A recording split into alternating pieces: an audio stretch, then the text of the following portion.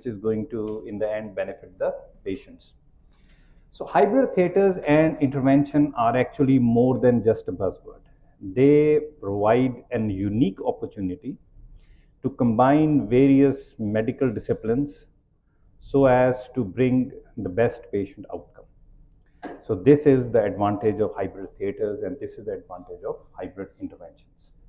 Now we often see these headlines about hybrid theaters, and I think the most important headline that came from Canada, where there was a patient who met a road traffic accident, and this patient had a transected aorta and also a shattered liver. Now, if there was no hybrid theater, then it would have been a very difficult decision what to do first, whether to fix the bleeding aorta or to fix the liver. Now, that patient was taken to the hybrid theater. So, aortic endograft was, stent graft was actually put in the transected aorta, and the liver was packed in the same hybrid theater in the same setting. So that is the advantage of hybrid theater. You can do many things at the same time. You don't need to move the patient to different, for example, radiology suite, to the CT scanner. You can do many things, many radiological investigation in that hybrid suite. It's a very expensive feat indeed. So what about us? Do we need it? Do we need hybrid theater? Yes, we need it. But there are many situations in which you wish that a hybrid theater was there and you could have done much more in those patients. So I'll give you some examples.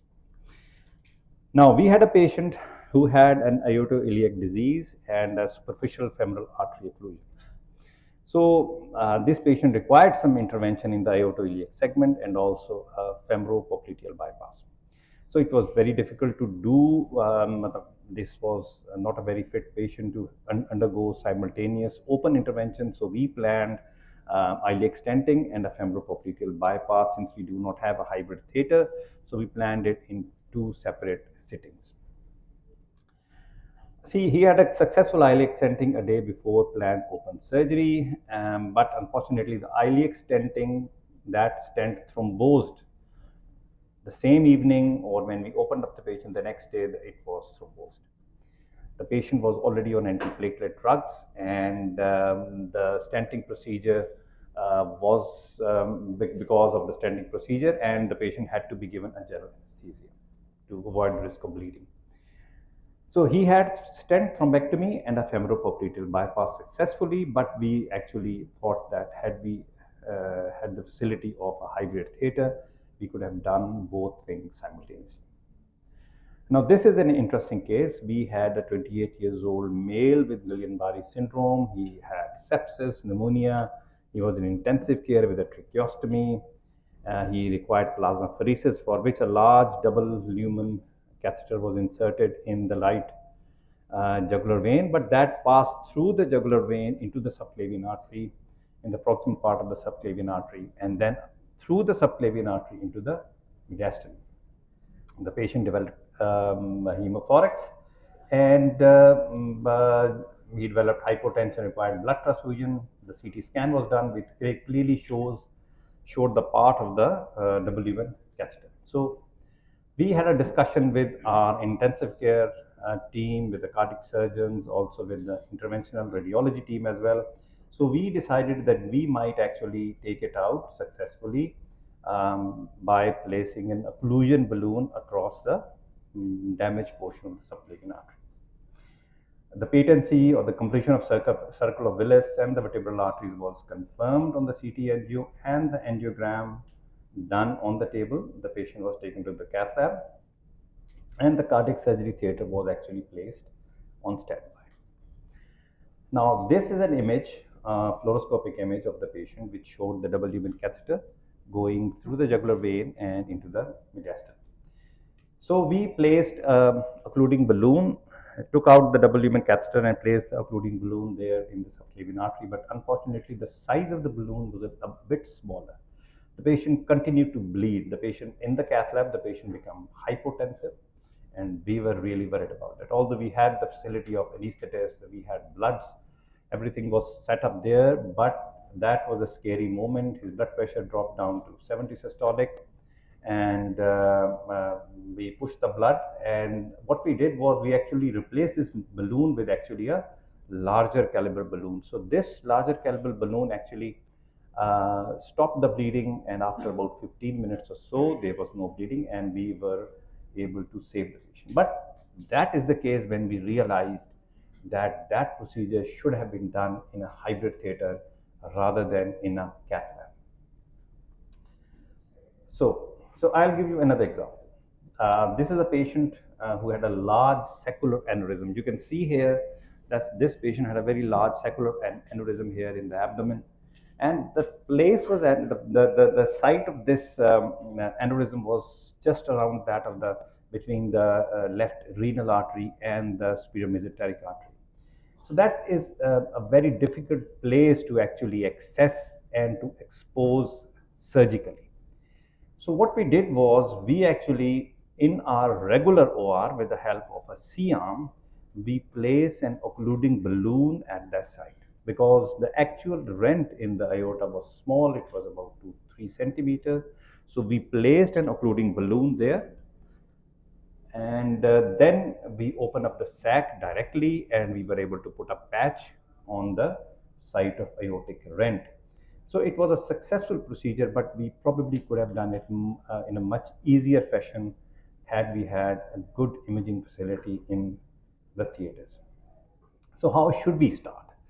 Now, my advice to all the vascular surgeons is that they need to start first maybe by doing simple venoplasties with the help of a duplex scan.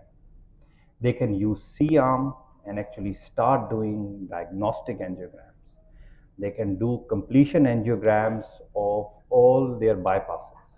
Now, this is not only this is going to help them in actually be comfortable in imaging, this is also going to be a quality assurance step, and they can always show the patient, show their colleagues that this is how the anastomosis and the bypass looked at the end of the procedure.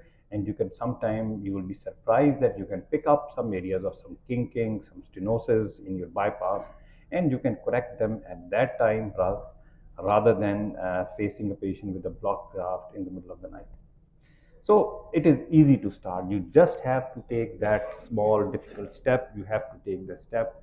Start with simple doing ultrasound guided venoplasties. You can even palpate the balloon, the site of the balloon if you don't have a C-arm, and start doing venoplasties of a simple fistula. And then you can take C-arm.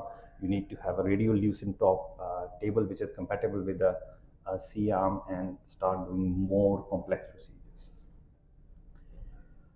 So this is another example. This is the patient that we did about 3 days ago. This patient had a SFA lesions, simple SFA lesion. So we did a antegrade puncture of the SFA. This was SFA actually. This was not common femoral. This was antegrade puncture of the SFA, and we did SFA angioplasty. These are patient pictures of another patient, not the same one. So we have done SFA angioplasties in many patients. Sorry. Now this is another advantage of if you start hybrid intervention. The vascular access patient, the CKD patient who have a troubled or dysfunctional fistula, they are probably going to be the most who are going to benefit from hybrid intervention. This is also 3 or 4 days ago. There was a patient who had a left arteriovenous graft placed in his arm, and he was using it successfully. He had a lot of failed fistulas, so that was the only hope for this patient for a successful dialysis. That graft thrombosed. We did a thrombectomy. At that time, we didn't do a fistulogram. So patient had, after 1 day, the graft thrombosed again. He had a thrombectomy again, but this time we took the patient. This patient had a on-table fistulogram, and we found a lesion in the venous end which was stenosed. So we did a venoplasty of that lesion, and this patient had a good thrill afterwards. So this is another patient. We did a femoropopliteal bypass, but this patient also had an iliac stenosis. So we did an on-table iliac angioplasty, not stenting, simple angioplasty. So these are the few procedures that we have done, and I can tell you it's very easy to start. Only you just need to have a different perspective, and you just need to take that difficult first step. So we start with the hybrid operating room. So what is a hybrid operating room? Hybrid operating room is basically a larger operating room, standard operating room with more than one imaging facility.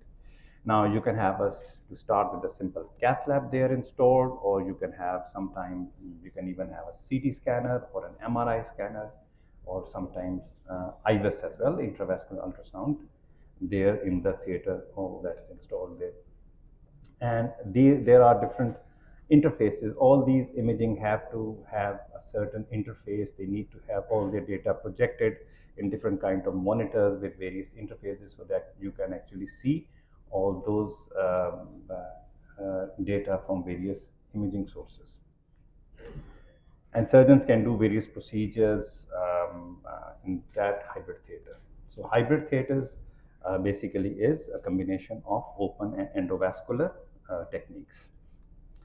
There's also a term called integrated OR. Now, integrated OR means that in that OR, in that operating room, there is integration of various electronic devices and displays.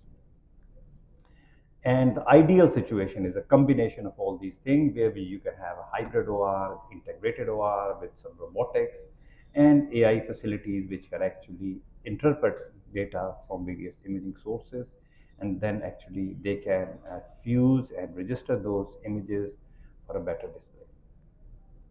So the clear advantages are that imaging, endovascular imaging, open and endovascular procedures can be done simultaneously, and there is no need to move patient to different areas. So what are the uses of hybrid OR? Now, hybrid ORs can be used in various specialties. It can be used in cardiovascular specialty, cardiothoracic, neurovascular, and other specialties as well. There's a long list of procedures which can be done in the hybrid OR. Now, this is actually the studies about hybrid interventions from various specialties. Now, here you can see that even in thoracic surgery, they are increasingly using hybrid ORs. In vascular surgery, there is a steady use of hybrid OR, and then neurosurgery, there is an increasing use of hybrid OR as well. These are the perceived advantages and disadvantages for the hybrid OR, and you can see that the advantages clearly are it can result in more accurate treatment, and there is no patient movement. It is a combination of minimal invasive procedure and open procedures as well, and possibility to continue and the procedure and to prevent reoperation. And these are the perceived benefit of the hybrid ORs across various specialties. And these are the downside of hybrid ORs, as I said, across various specialties, and typically they are long operating room, high radiation dose, and possibility of small area, crammed up space, possibility of occlusion, complex setup, etc.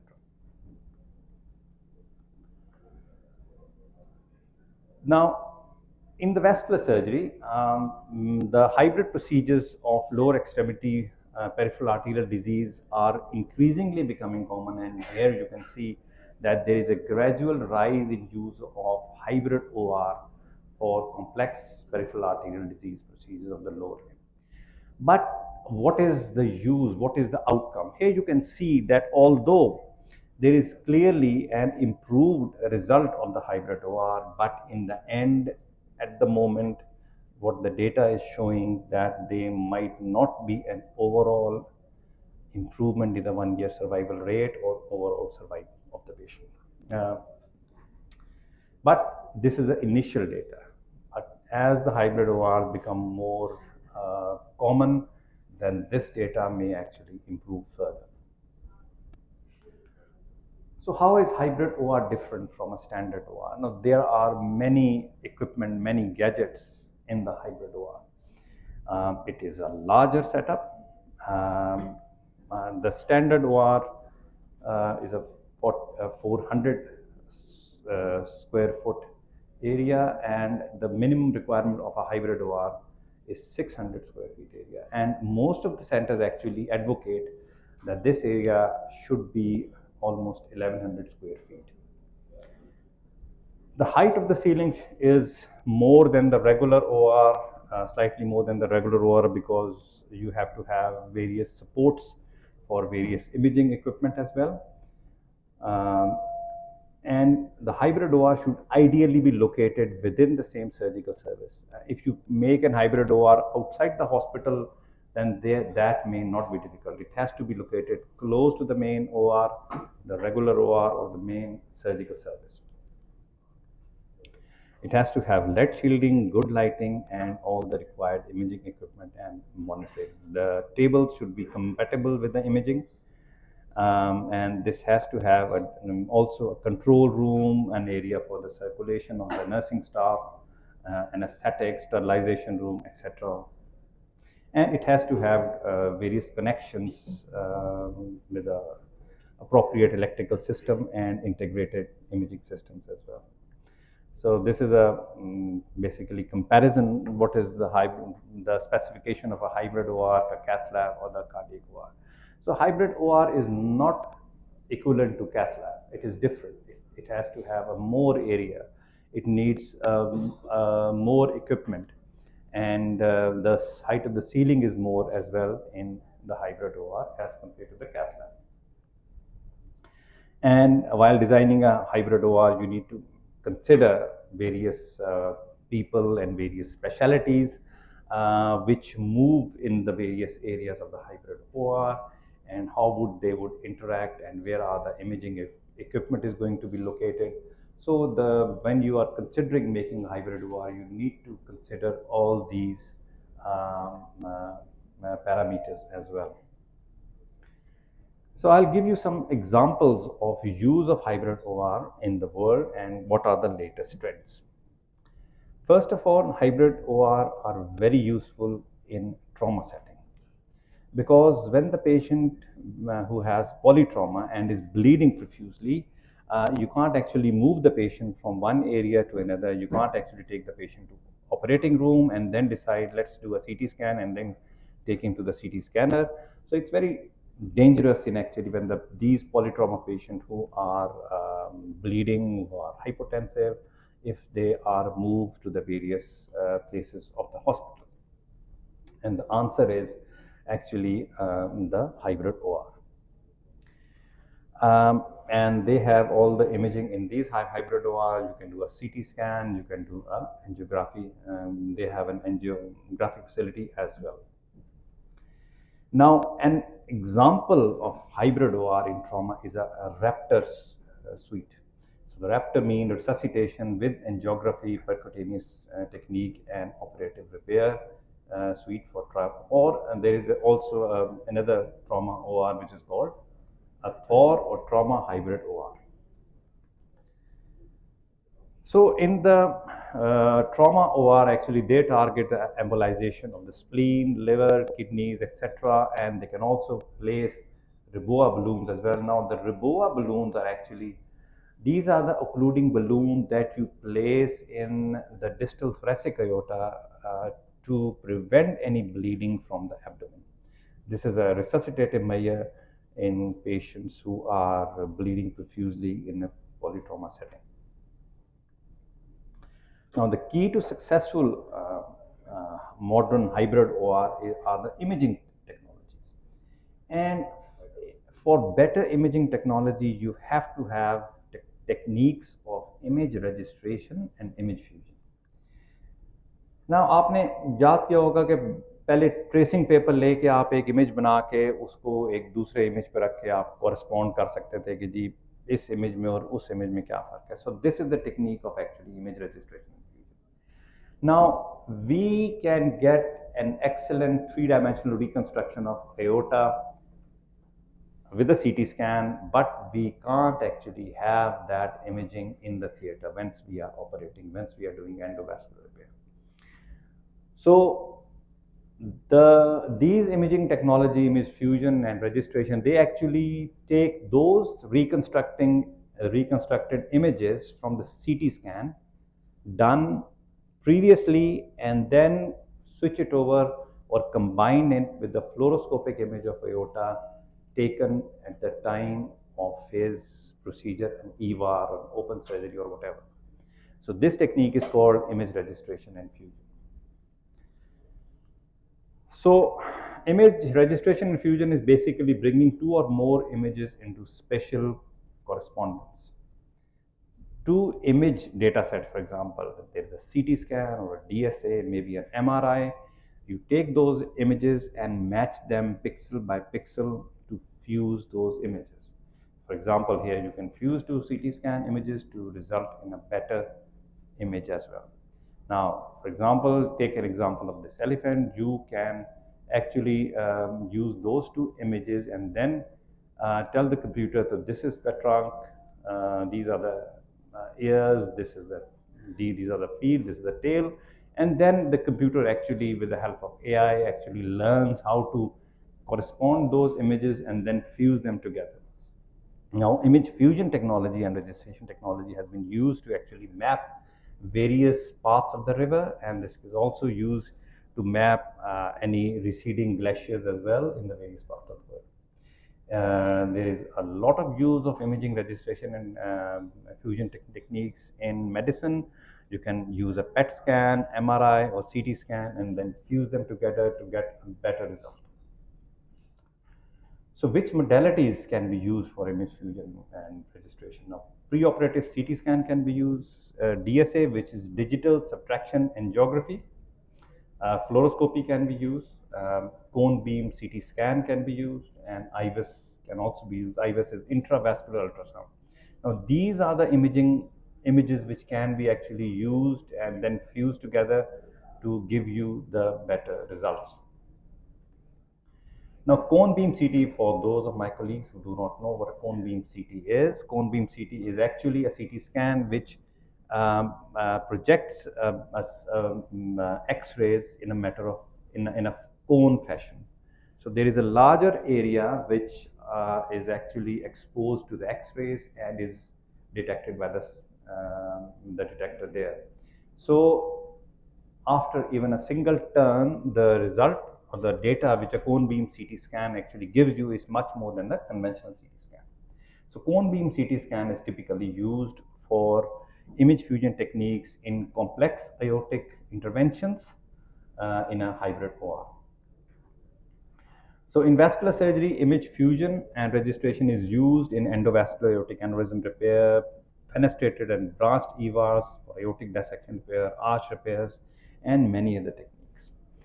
For aortic surgery, you actually, this is a image, a fluoroscopic image taken at the time of surgery, and then you take a previously made three-dimensional reconstruction of a patient with the same patient, and then you match the spine of these patients in a both AP and lateral fashion, and then you overlay the three-dimensional reconstructed image of aorta on that patient. And you, at the time of surgery, you can have a virtual aorta in front of you, and then you can either guide your wires or whatever intervention that you are doing with the help of these images. Now, for those of you who do not know what EVAR or BVAR or CHIVAR is, basically these are the endovascular techniques which are used for complex aortic aneurysm surgery. Now, their open surgery is actually very difficult and very high risk. So what we do is we actually place a stent graft in the aorta for the treatment of these large aortic aneurysms. Now, if they have holes, this is called a FEVAR. If they have a chimney-like structures going across the stent grafts to perfuse the renal vessel or the mesenteric vessel, it is called a CHIVAR. And if they have proper branches, it is called a BVAR. Now, the challenge is how to actually align these holes of the stent graft with the opening of the visceral vessels on a fluoroscopic image. Now, if you haven't seen this procedure, then actually probably I'm sure you can't imagine that, but it is a very difficult procedure. it is very difficult to actually align the holes in the stent graft with the actual holes in the patient's aorta.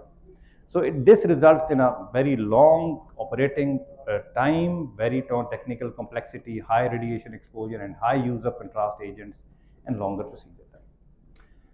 So the answer is image fusion and registration technique. Now you start with actually mapping the aorta preoperatively. You actually map the aorta, you actually map the branches, the celiac branch or the celiac or the SMA, the renal vessel. You actually tell the computer that these are the branches there, and you do a three-dimensional reconstruction of that image. And then what you do is you do a cone beam CT at the time of procedure, and then you align those images, and the result is actually uh, you have a virtual aorta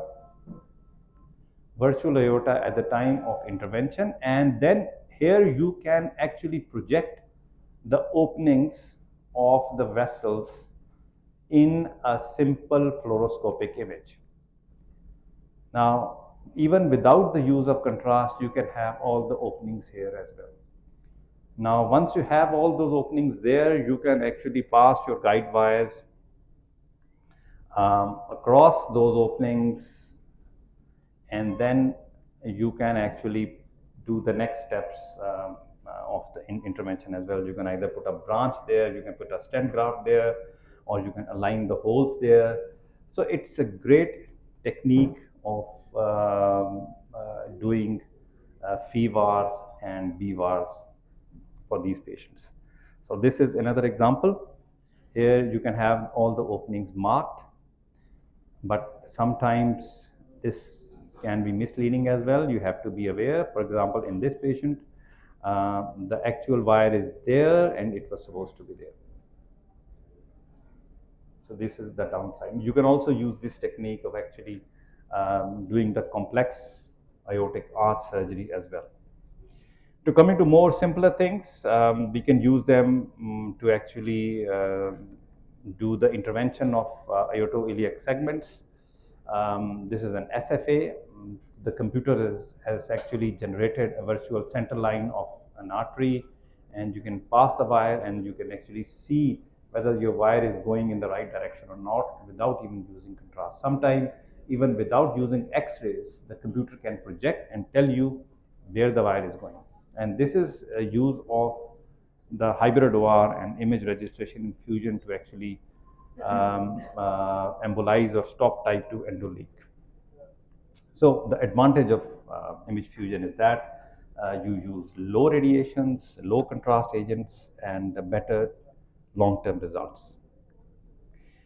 Another use of hybrid OR is transcarotid artery revascularization. Now, this is another technique of carotid intervention which is picking up. Here, what you need to do is you need to expose the carotid artery with the help of ultrasound. You mark the artery and then expose it, and then you take an excess of the carotid here and put the stent graft across the carotid artery. So these are the very complex vascular surgical technique, and I'm sure many of you might not be understanding this, but if you can get an idea what a hybrid OR is, what an image fusion is, then I think you would have a very broad perspective of what the future hold for minimally invasive interventions. Now, what is the downside of using hybrid intervention? It's a high cost, it's very expensive. But as I said, that what we need to do is we need to start with simple procedures. We need to start with simple interventions. And then actually, as we gain experience and as we have more money, we can also start doing more complex procedures. And this also needs significant training of staff and also a different perspective as well. So with that, I thank you all. If there are any questions, I'll be happy to answer.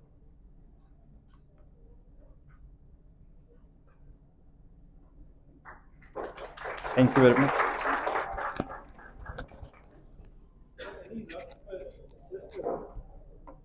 अच्छा, sorry वो एक मैं भूल गया बताना, cost जो है ना इसकी हाँ इसके about it's know that depends on the what type of electronic equipment I am using, what type of imaging equipment but it is sometime between 5 to 15 million US dollar. Even for a advanced country, they're also expensive. Sometimes somewhere between 5 and 15 million.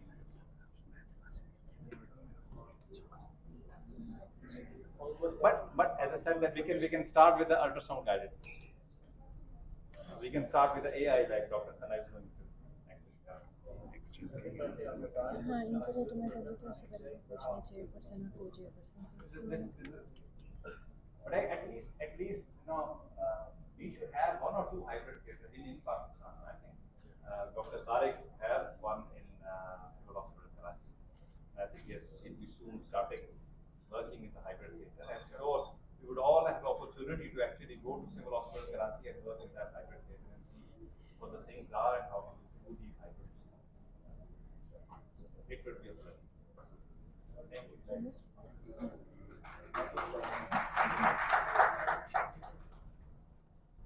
Now, before starting the next presentation, I would like to ask the worthy chair and co-chair to please share their reviews.